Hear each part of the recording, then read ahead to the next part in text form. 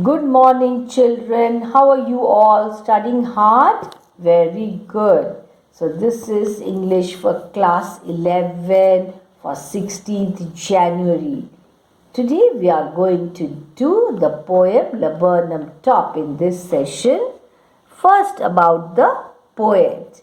Edward James Hughes, popularly known as Ted Hughes, was one of the most well-known literary figures in the 20th century. He served as the Poet Laureate of the United Kingdom from 1984 to 1998. He was also the husband of an equally renowned poet and author, Sylvia Plath.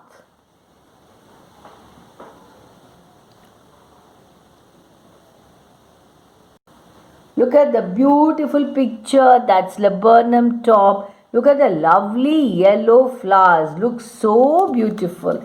His love for nature and animals permeates most of his works. In poems such as Laburnum Top, one can see how closely and intricately he observed his surroundings.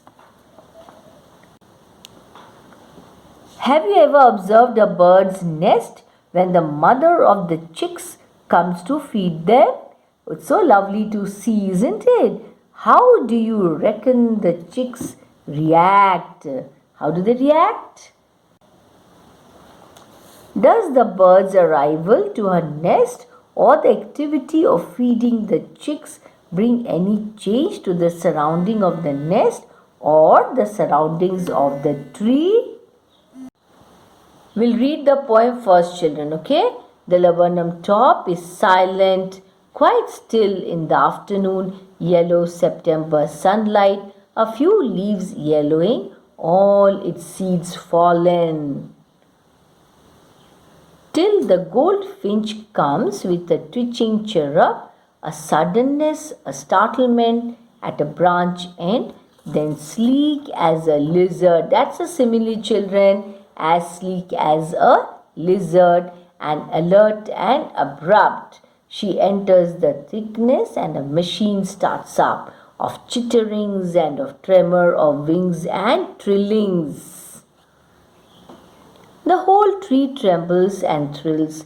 It is the engine of a family. She stokes it full, then flirts out to a branch end. She showing her barred face identity mask. Then, with airy, delicate whistle chirrup whisperings, she launches away. That means she flies away towards the infinite. What is that infinite? The sky. And the laburnum subsides to empty. It becomes silent. Summary. Let's have a look at the summary of the poem, children. This is for lines 1 to 3. It is autumn and we are being given a picture of a laburnum tree. It is the afternoon and everything is silent and motionless. The tree has been described as one of the yellowing leaves and surrounded by fallen seeds.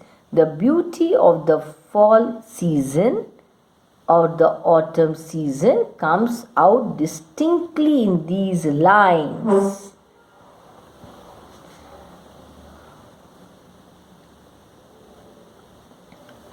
Now we move on to lines 4 to 8.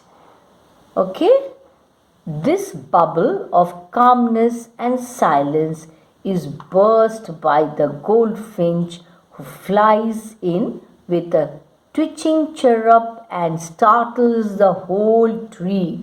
She is the mother bird who has come to feed her young ones. The poet uses similes, comparing the bird's movements to that of a lizard to describe the alertness and abrupt movements of the bird. Children, I have already told you what is a simile. Yes, comparison using like or as. Now you find out what is that line. The poet uses onomatopoeia, children. I have done this also, this figure of speech also. onomatopoeia to bring the poem alive in line 8. Words like chitterings and trillings are onomatopoeia words. Onomatopoeic words tells us about different sounds. Yes, children. He has also used the phrase tremor of wings to make the poem three-dimensional by adding movements to it. The tree comes alive with all that is happening in it. Yes, that is after the arrival of the mother bird. Now we move on to lines 9 to 12. In these lines, the poet has compared the now alive tree to the engine. With the bird's arrival to her nest, the entire tree has transformed into a machine, and the erstwhile silence that surrounded the tree is replaced with noise and activity. The whole tree trembles and thrills. Lines 10 to 15. The tree is the engine of the goldfinch's family. The mother bird comes and fuels it by feeding her young ones.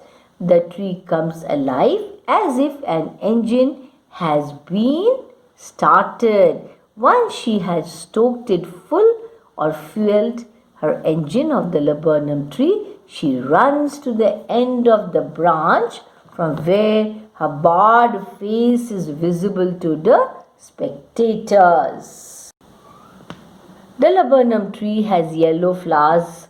It looks so beautiful. I showed it to you in the beginning, and the goldfinch is a yellow bird. So the laburnum flowers are yellow. The bird goldfinch is yellow, golden yellow. Yes, it is a golden yellow bird with a black mark on her face. It is as if she is wearing a mask. Thus, she has a barred face and is distinguishable even if the rest of her body gets camouflaged because of the yellow laburnum flowers. The poet has referred to this as her barred face identity mask, as it makes her recognizable from afar, that means from distance.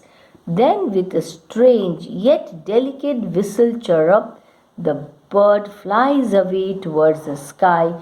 As soon as she flies away, the laburnum tree retreats to its silent and inactive state. Now there is no movement at all. Now we'll do the critical appreciation, children. Look at the lovely yellow flowers, so beautiful. Form and structure. A poem of 15 lines that is rich in imagery. The poet is the narrator who observes the tree and the bird from afar, that means from a certain distance. Hughes successfully gives a vivid pen picture of the tree and the activities that surround it, by using the poetic devices. The poem has been written in blank verse. This means that each of the lines have a regular meter, but they will not rhyme with each other. That means they do not rhyme with each other. Poetic devices. Simile. Simile is a poetic device wherein we directly compare two seemingly incomparable ideas. In this poem, the poet has compared the movement of the goldfinch with that of a lizard, as sleek as a lizard. That's the simile, children. Metaphor. Let's see what's the metaphor. A metaphor is used to indirectly compare two unlikely or incomparable ideas or objects. The poet makes use of metaphors when he refers to the tree engine of the goldfinch's family. He also compares the nest of the goldfinch with her chicks to a machine, as her arrival brings life to the tree. So we have come across simile, we have come across what? Metaphor. You have to remember all these things, children. You have to note down. Onomatopoeia also we have done.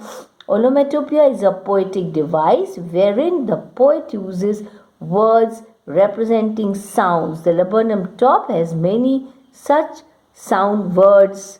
Yes, chirrup, chitterings, trillings, whistle, chirrup, whisperings. Yes, this is onomatopoeia. Look at the picture of laburnum tree. Have a close look at it. Can you see the beautiful yellow flowers? It looks so beautiful. So the poem is about this particular tree, the laburnum tree. And look at the goldfinch bird. So beautiful. And look at its face as if it is wearing a mask. So the two beautiful pictures are there. Laburnum top, laburnum tree and goldfinch. Okay, now we move on to the theme of the poem. The first 3 lines of the poem impress upon the reader the stillness of the laburnum tree. A small goldfinch comes and the tree bursts with movement and sound. So before it's coming, the tree is absolutely what? Silent. The bird's family lodges in the thickness of the tree. The goldfinch enters the tree's thickness to feed her young ones and flies away. So after feeding, the goldfinch flies away. The tree becomes silent once again when the bird flies away. The poet has used imagery of sound and movement to show the tree coming alive. This is your assignment, children, okay? There is a tremor of what? After reading the poem, you have to answer, okay? Earthquake, landslide, wings, thunder. You have to choose the correct answer.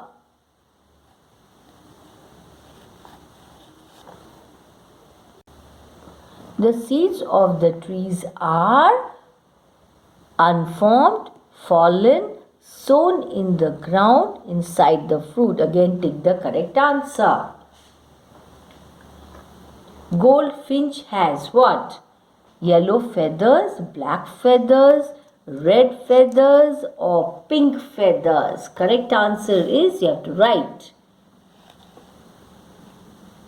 Next one, the bird starts the twitching, chirrup, grunt, twitter, chattering. Take the right answer. Subsides to empty refers to what? The laburnum, the lizard, the goldfinch, the branches. Write the right answer. The laburnum has yellow flowers, blue flowers, red flowers or no flowers at all. Empty is a reference to what? Silence, tree branches, sky or lizard. The leaves of the tree have turned what? Yellow, brown, red or black. Infinite is a reference to the sky, rooftop, jungle or treetop.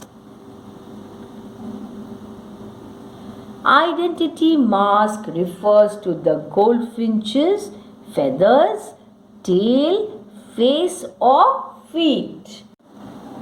Okay, a few more MCQ type questions. What is described by the word sleek in the poem? Lizard, bird, branch, top of the tree.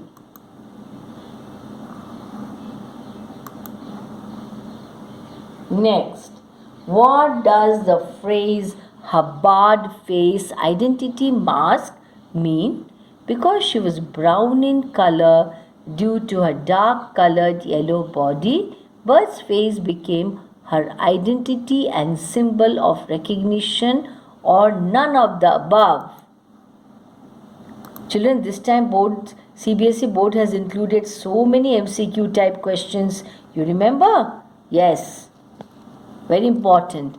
What instance of alliteration has been used in the poem The Laburnum Top?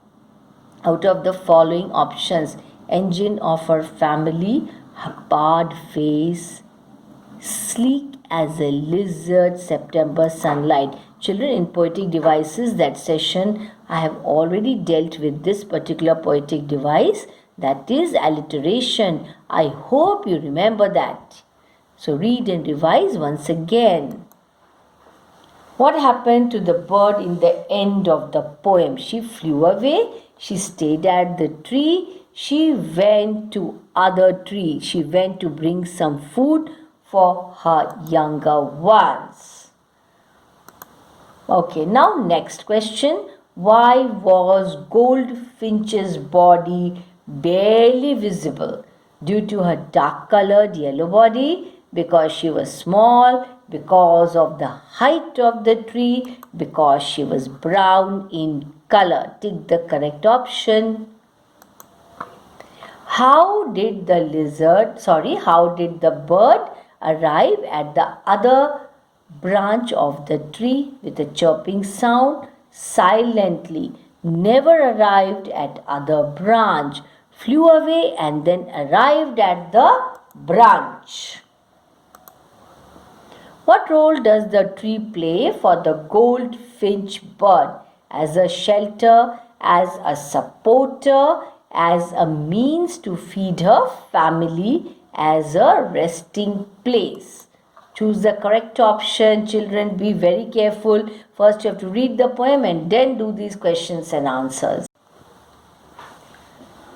How was the tree standing in the month of September? Still and death-like, alive, green and happy, still and green. Which is the correct answer? Take it.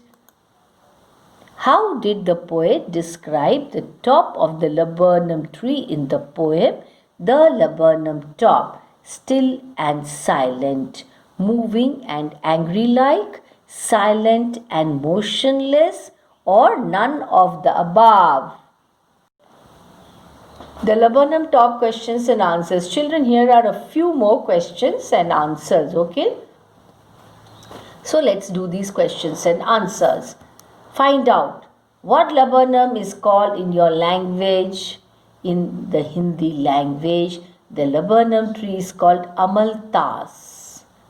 I showed you the picture of children, this one, what you call laburnum. So beautiful. Yes, it's a lovely, beautiful tree with yellow flowers. Looks so beautiful. Which local bird is like the goldfinch? Indian Lutino ringneck is like the goldfinch. Think it out. What do you notice about the beginning and the ending of the poem? At the beginning and the ending of the poem, the laburnum tree was standing still and silent, just like death-like. To what is the bird's movement compared? What is the basis for the comparison? The goldfinch's movement is compared to that of the lizard because she was abrupt, sleek and alert. You must have noticed the movement of lizard so many times. Yes, the same movements were observed when she arrived at the tree and moved to the thickness of the branch to feed her young ones. Why is the image of the engine evoked by the poet? Answer. As the engine is the source to run the machine, the bird is compared to the engine as she is the feeder of her family. As a machine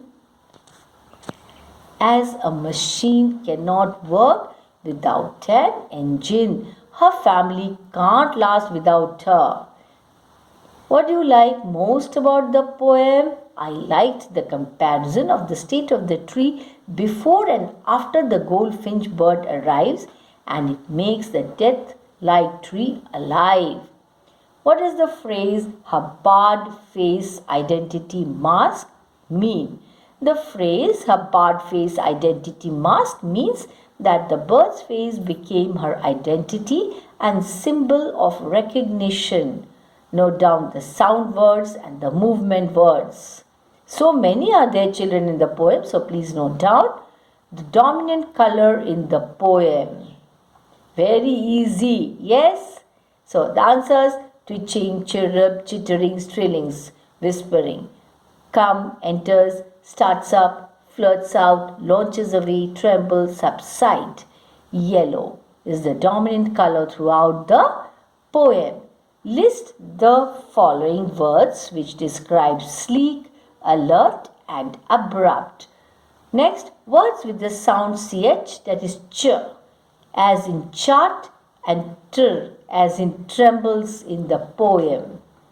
Other sounds that occur frequently in the poem: lizard, machine and suddenness. Second, goldfinch, branch, chitterings, chirrup, trillings, twitching, tremors. Ing sound in words like twitching, chitterings, wings, trillings, whisperings.